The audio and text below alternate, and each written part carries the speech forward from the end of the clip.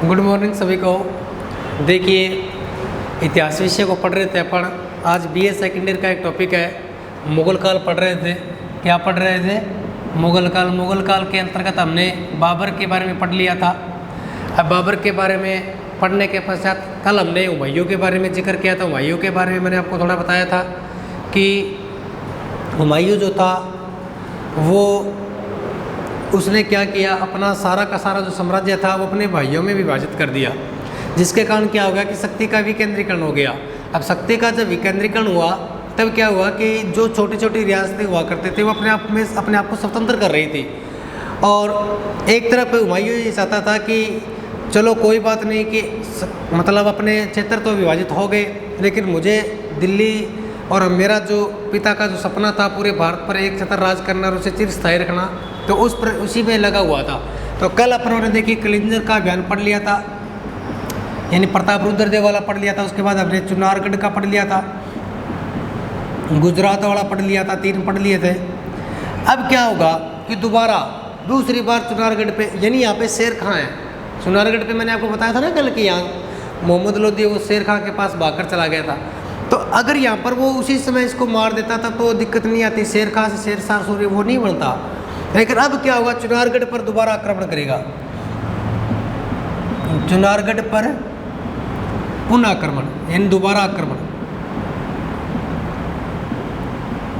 ठीक है।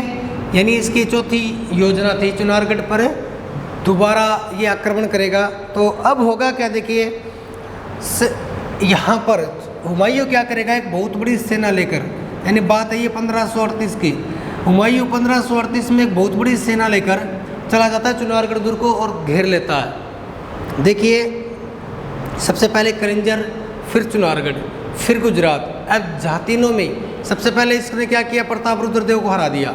हौसले बड़ी आते हैं। उसके बाद प्रताप रुद्रदेव को महमूद लोधी को हरा दिया। यहाँ पर भी इसको विजय मिली। तीसरा, गुजरात में जो बहादुर शाह शासक था तो वो उसको मार तो नहीं पाया, क्योंकि वो मांडू भाग गया था रात को अंधेरे में, लेकिन एक तरफ से इसकी विजय ही थी। तो इसने क्या किया, शेर खां को सबक सिखाने के लिए, शेर खां जो था उसको सब, क्योंकि वो अपनी शक्तियाँ बढ़ा रहा था, अफगान शासक था शेर खां, वो अपनी शक्तियों को बढ़ा रहा था, तो उसको सबक सिखाने के लिए चुनारगढ़ दुर्ग को दोबारा घेर लिया। अब चुनारगढ़ दुर्ग को जब दोबारा घेरा ना, तब बताते हैं कि लगभग ये 1 वर्ष तक दुर्ग की घेराबंदी रही। अब 1 वर्ष तक जब दुर्ग की घेराबंदी रही तो हुमायूं ने एक चाल चली। वो चाल इस प्रकार चली, उसने एक व्यक्ति को पीटते हुए दुर्ग के अंदर भेजा। अब पीटते हुए जब दुर्ग के अंदर भेजा ना, तो अंदर जानने के बाद उसको पता चला कि वो जो नदी वाला क्षेत्र, यानी उस गंगा नदी है पास में ही, गंगा नदी वाला जो क्षेत्र है, वहाँ से अगर हम दुर्ग के अंदर एंट्री करेंगे तो अफगानी सेना को क्या कर देंगे, परास्त कर देंगे। अब सारी की सारी सेना बताते हैं कि उसी रास्ते पे चली जाती है। बात है 1539 चौसा नामक स्थान पर, चौसा नामक स्थान पर चली जाती है। अब सारी की सारी सेना जब चौसा नामक स्थान पर गई तो बताते हैं कि अफगानी सेना और कौन सी सेना, हुमायूं की सेना के मध्य ज़बरदस्त टकराहट होती है। अब जब ज़बरदस्त युद्ध होता है तो उस युद्ध में बताते हैं कि हुमायूं जो है वो नदी में गिर जाता है अपने घोड़े समेत, यानी गंगा नदी में गिर जाता है। कौन सी नदी में? गंगा नदी में गिर जाता है। कौन है? हुमायूं। यानी हुमायूं युद्ध का नेतृत्व कर रहा था और युद्ध का नेतृत्व करते समय घोड़े समेत नदी में गिर जाता है गंगा में। तो यहाँ पर बताते हैं कि उसको एक निजाम सिक्का नामक एक भिस्ती था जो नाव चलाता है गंगा नदी में, एक भिस्ती था, उसने उसकी क्या की थी, जान बचाई। उसने उसको घोड़े से समेत बाहर निकाला। देखिए क्या हुआ, चौसा नामक स्थान पर दोनों के मध्य अफगानी सेना और मुग़ल सेना लड़ रही थी और उसी समय हुमायूं जो था वो अपने घोड़े समेत किस में गिर जाता, गंगा नदी में गिर जाता, क्योंकि उस समय ये मतलब मई का जून का महीना था, तो उसमें बारिश बहुत हो रही थी, बाढ़ आई हुई थी। बिहार में तो वैसे भी बहुत बाढ़ आती थी उस समय। तो चौसा नामक स्थान पर क्या हुआ कि हुमायूं जब नदी में गिरा तो उसकी एक निजाम सिक्का नामक भिस्ती, यानी जो नाव चलाते हैं, उसने जान बचाई। तो हुमायूं ने इसको कहा कि मैं तुझे एक दिन का क्या बनाऊंगा, सुल्तान बनाऊंगा। और आपको पता होगा कि जब हुमायूं अपना निर्वासन काल काट कर दोबारा जब सत्ता स्थापित करेगा तो उसे एक दिन का सुल्तान बनाता भी है। और एक दिन का जब उसको सुल्तान बनाया था तो उसने चमड़े के सिक्के भी चलाए थे। ये इतिहास में बहुत बार आता है कि ऐसा कौन सा शासक था जिसने चमड़े के सिक्के चलाए थे। तो किसने चलाए थे? निजाम सिक्का, जिसे किसने बनाया था? हुमायूं ने। क्यों बनाया था? क्योंकि इसकी जान बचाई थी, सो इसलिए। ठीक है, अब देखिए क्या हुआ। हुमायूं को जब पता चला तो कन्नौज नामक स्थान पर, कन्नौज बिलग्राम का युद्ध बोलते हैं इसको,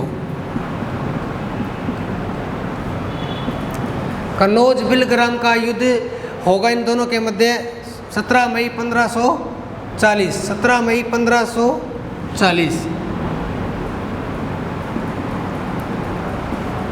17 मई 1540। देखिए हुआ क्या कि चौसा नामक स्थान पर अफगानी सेना और मुगल सेना जब लड़ रही थी ना, तो क्या हुआ कि हुमायूं तो गिर गया, और गिरने के बाद क्या हुआ, वो अपने शिविर में आया। यानी जब उसको बाहर निकाला गया शिविर में आया, और शिविर में जब आया तो देखा कि सारा का सारा जो शिविर है उसमें पानी भरा हुआ है।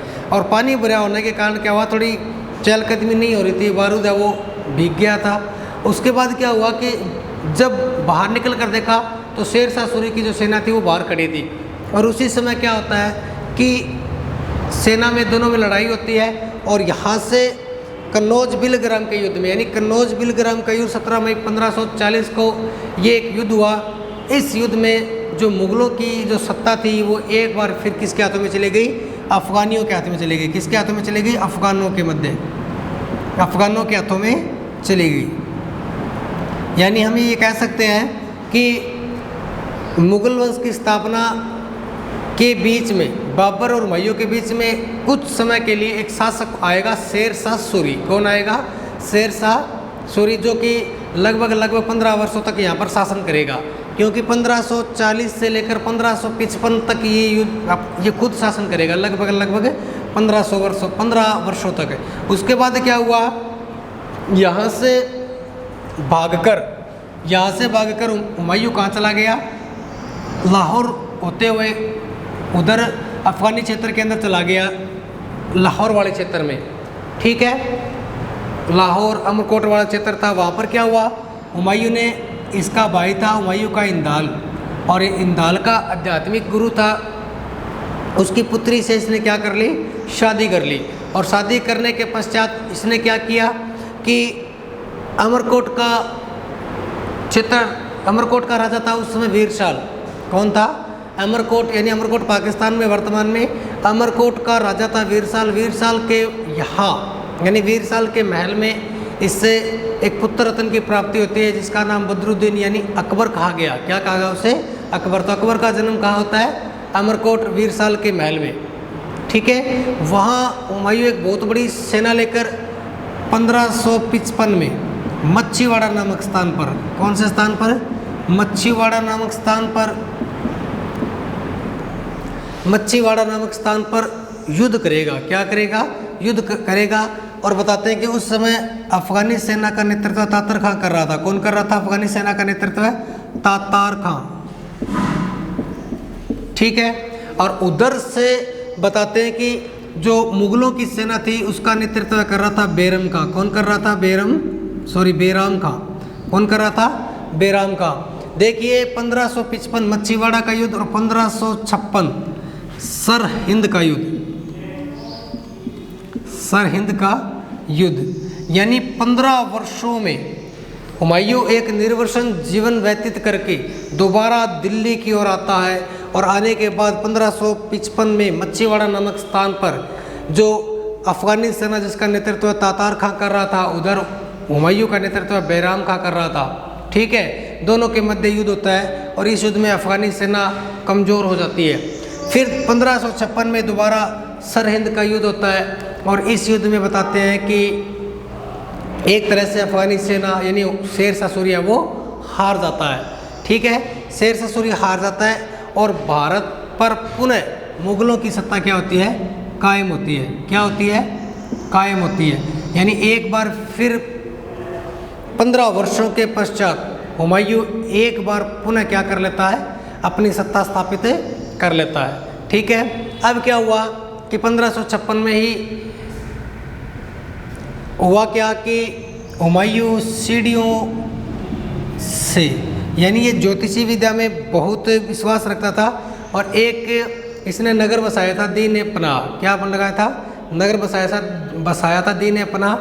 तो वहाँ पर पुस्तकालय के अंदर, यानी पुस्तकालय की सीढ़ियों पर बैठा था, ये बैठा हुआ था। और उसी समय अजान हुई, यानी शाम को जब अजान होती है तो ये नमाज़ पढ़ने के लिए जैसे ही खड़ा हुआ तो सीढ़ियों से गिरने से इसकी क्या हो गई, मौत हो गई। क्या हो गई, मौत हो गई। तभी एक इतिहासकार है लेनपुल,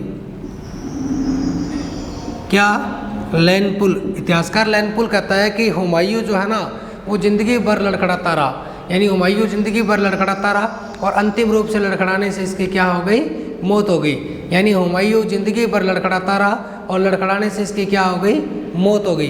ये कहने वाले व्यक्ति का क्या नाम है, हुमायूं। ठीक है, तो आपको सिर्फ और सिर्फ कलंजर, चुनारगढ़ और उसके बाद गुजरात के बाद में दोबारा चुनारगढ़ पर आक्रमण, चौसा का युद्ध, कनौज, बिलग्राम का युद्ध। ठीक है, ये 5 युद्ध है। उसके बाद मच्छीवाड़ा का और सरहिंद का युद्ध लड़ेगा और वापस सत्ता स्थापित कर लेगा। ठीक है, अब पढ़ेंगे अपन नेक्स्ट शासक अकबर के बारे में। किसके बारे में, अकबर के बारे में।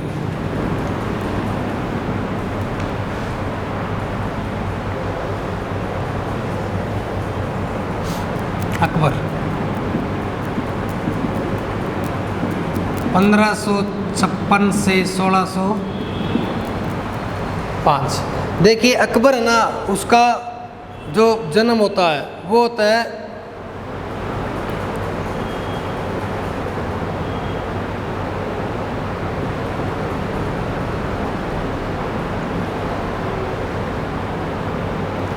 देखिए अकबर पढ़ रहे थे अपन 15 अक्टूबर 1542। ठीक है, यानी 15 अक्टूबर 1542। इसका कार्यकाल जो है वो 1556 से 1605 है। इसका जन्म 15 अक्टूबर 1542 कहाँ पे, अभी बताया था मैंने आपको, अमरकोट राजा वीरसाल के महल में, राजा वीरसाल के महल में। बताते हैं कि ये वीरसाल जो था ये एक उदार शासक था, दयालु राजा था। और इसी की दयालुता का बताते हैं कि अकबर के ऊपर क्या पड़ा था, प्रभाव पड़ा था।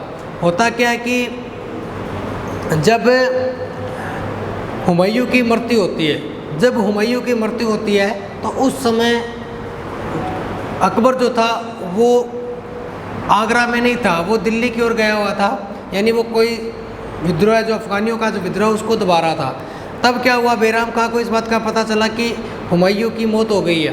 तो उसने सोचा कि कल को कोई दूसरा व्यक्ति शासन के लिए युद्ध न कर दे, इसलिए बैराम खां ने क्या किया, कलानौर के अंदर, यानी कलानौर के अंदर एक ईंटों का क्या सजाया, सिंहासन सजाया और वहाँ पर क्या कर दिया, 10 फरवरी 1556, 10 फरवरी 1556 कलानौर में, कहाँ पर, कलानौर में अकबर का क्या किया गया, राज्याभिषेक। क्या किया गया, राज्याभिषेक किया गया। किसका, अकबर का। ठीक है, यानी अकबर एक महान राजा है। वैसे अकबर का जो नाम अर्थ होता है ना वो महान ही होता है, अकबर का जो अर्थ होता है ना वो महान ही होता है। तभी तो बोलते हैं ना कि अकबर महान। कि अकबर 1556 से 1605 यानी लगभग देखा जाए तो ये 50-51 वर्ष शासन करेगा। और इसने सहिष्णुता की नीति अपनाई थी। किसकी नीति अपनाई थी, सहिष्णुता की नीति अपनाई थी। 15 अक्टूबर 1542 अमरकोट राजा वीरसाल के यहाँ पर इनका क्या होता है, जन्म होता है। और 10 फरवरी 1556 कलानौर के अंदर जब हुमायूं की मौत हो जाती है तो बैराम खां ने सोचा कि कहीं इसके जो भाई हैं हुमायूं के, वो सत्ता के लिए संघर्ष शुरू न कर दे, क्योंकि मुगलों के अंदर सबसे बड़ी समस्या थी, उत्तराधिकारी संघर्ष सब में हुए हैं। यानी औरंगजेब ने तो शाहजहां को कैद भी कर लिया था, उसके बाद उत्तराधिकारी संघर्ष है वो चलते रहेंगे। तो हुआ क्या कि कलानौर एक क्षेत्र है, वैसे तो अभी वर्तमान में तो ये हरियाणा में है कलानौर, तो वहाँ पर ईंटों का सिंहासन लगाकर और वहीं पर अकबर का क्या कर दिया गया, राज्याभिषेक कर दिया गया। अब बताते हैं कि मात्र 13 वर्ष की आयु में ये क्या बन गया था, राजा बन गया था। क्या बन गया था, राजा बन गया था। भी देख लो 1542 में जन्म होता और 56 में क्या बन गया, ये राजा बन गया। ठीक है, तो 13 वर्ष की आयु में, छोटी उम्र में जब ये राजा बना तो उस समय बैराम खां का इसके ऊपर प्रभाव था। बैराम खां का प्रभाव था। क्या था, बैराम खां का प्रभाव। ठीक है, फिर दूसरा प्रभाव आएगा पेटीकोट शासन, पेटीकोट या पर्दा शासन। ठीक है, देखिए पहला जो प्रभाव रहेगा वो 56 से 60 तक रहेगा बेराम खां का प्रभाव। 60 में फिर ये बेराम खां को मतलब भेज देगा यहाँ से। उसके बाद दूसरा आएगा पेटीकोट, यानी इसमें जीजीएन का, महानन का, जो अकबर की धाए माँ थी उनका प्रभाव रहेगा। ठीक है, तत्पश्चात 60 से 62 पर्दा शासन या पेटीकोट शासन रहेगा और 62 के पश्चात ये स्वतंत्र रूप से सत्ता संभालेगा। यानी 62 तक तो ये रहेगा दूसरों के नियंत्रण में, क्योंकि ये इतना वो समझदार भी नहीं था और अल्पायु थी, तो दूसरे प्रभाव करते रहे। और 62 में जाकर इतने में ये क्या हो जाएगा, थोड़ा वैश्विक भी हो जाएगा, बुद्धि भी काम करने लग जाएगी और फिर जाकर संपूर्ण रूप से क्या करेगा, अपना नेतृत्व संभालेगा। ठीक है, देखिए सबसे पहले बेराम खां, तो उसी समय क्या होता है, देखिए बेराम खां ने क्या किया था, देखिए कि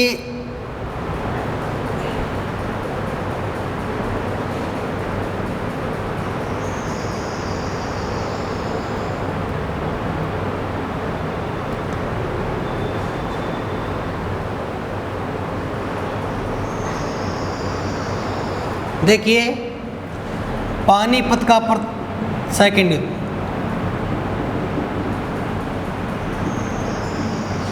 पाँच नवंबर 1556 हुआ क्या कि पानीपत का प्रथम युद्ध हमने पढ़ लिया था। पानीपत के प्रथम युद्ध में क्या होगा कि मुगलों की नींव पड़ जाएगी भारत में, और पानीपत का जो सेकंड युद्ध था वो हुआ था 5 नवंबर 1556 को। ठीक है, ये किन किन के मध्य हुआ था, ये हुआ था अकबर व हेमू के मध्य। किसके मध्य, अकबर व हेमू के मध्य, अकबर व हेमू के मध्य ही हुआ था। और इसमें क्या हुआ था, देखिए कि हेमू जो था वो एक रेवाड़ी का वेश्य था, यानी व्यापारी था। कहाँ का, रेवाड़ी का, रेवाड़ी का क्या था, वेश्य था। और रेवाड़ी का वेश्य होने के कारण ये क्या हुआ था कि मुगलों को बाहर निकालना चाहता था। यानी हेमू वह राजा था जिसने विक्रमादित्य के उपाधि धारण की थी, और मुगल काल में या मध्यकालीन भारत में बनने वाला एकमात्र हिंदू राजा था। ये कौन है, हेमू। और ये रेवाड़ी का वेश्य होने के कारण इसने मुगलों की सत्ता को कमज़ोर करना चाहा, तो अनेकों प्रकार के ये संघर्ष कर रहा था, एक शक्ति भी अपनी निरंतरता की ओर बढ़ा रहा था। तभी क्या हुआ कि इस बात का पता अकबर को चला। अकबर को जब इस बात का पता चला तो पानीपत का द्वितीय युद्ध होगा। पानीपत के द्वितीय युद्ध के अंदर बताते हैं कि पानीपत के द्वितीय युद्ध के अंदर बताया जाता है कि हेमू का पलड़ा बहुत भारी था। यानी अगर इतिहास को अगर सही सार गर्भित पढ़ा जाए तो इस युद्ध में मतलब आर.सी. त्रिपाठी ये कहते हैं कि अकबर की जीत है ना वो एक देवीय संयोग थी। ठीक है, जबकि हेमू का हारना सारा किस्मत का दोष था।